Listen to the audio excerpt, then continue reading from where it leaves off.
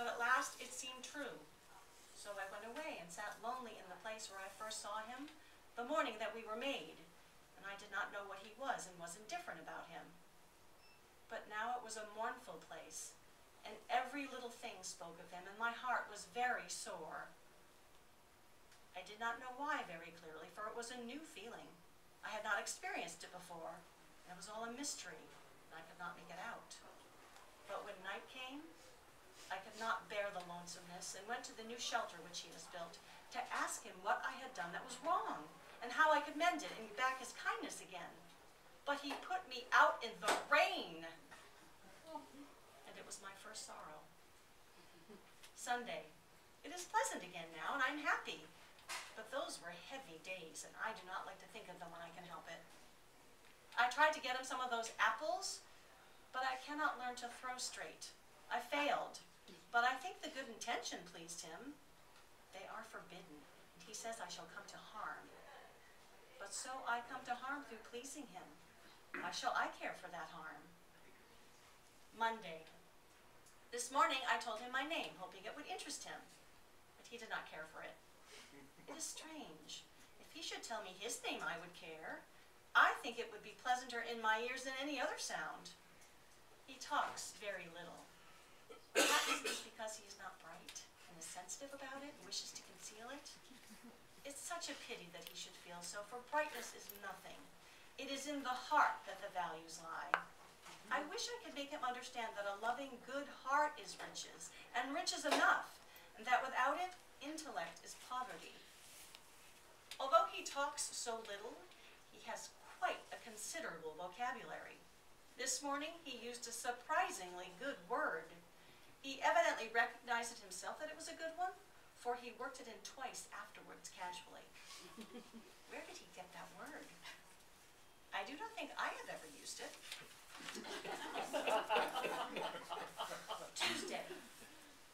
All the morning I was at work improving the estate, and purposely kept away from him in the hope that he would get lonely and come. But he did not. At noon, I stopped for the day, and took my recreation by flitting all about with the bees and the butterflies, and reveling in all the flowers, those beautiful creatures that catch the smile of God out of the sky and preserve it. I gathered them, and made them to wreaths and garlands, and clothed myself in them while I ate my luncheon. Apples, of course.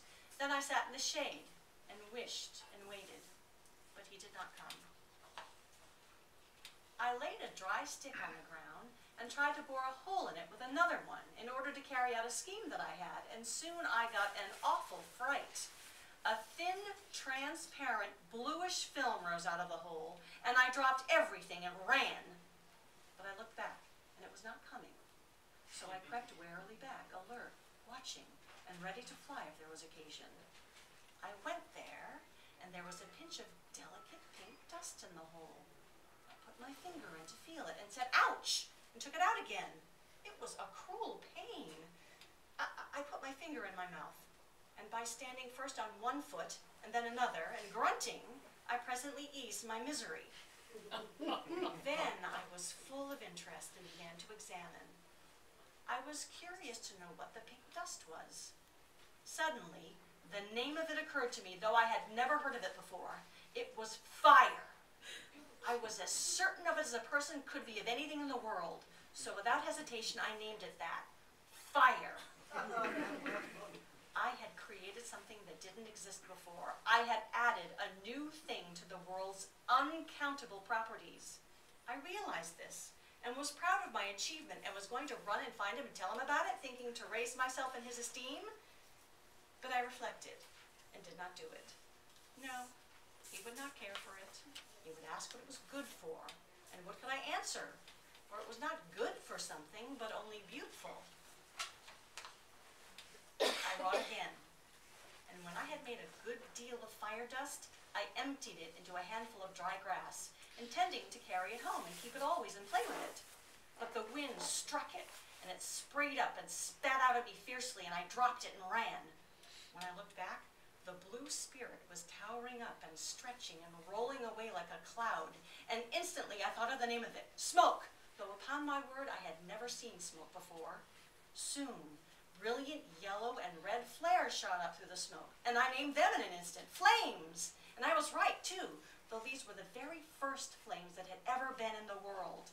They climbed the trees, then flashed splendidly in and out of the vast increasing volume of tumbling smoke, and I had to clap my hands and laugh and dance my rapture. It was so new and so strange and so wonderful and so beautiful. He came running and stopped and gazed and said not a word for many minutes. Then he asked what it was. I said it was fire. After a pause he asked, how did it come? I made it. The fire was traveling farther and farther off. He went to the edge of the burned place and stood down looking and said, what are these? Fire coals.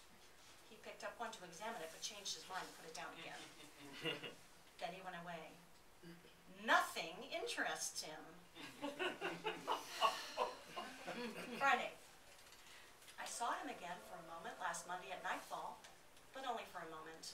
I was hoping he would praise me for trying to improve the estate, for I had meant well and had worked hard. But he was not pleased and turned away and left me.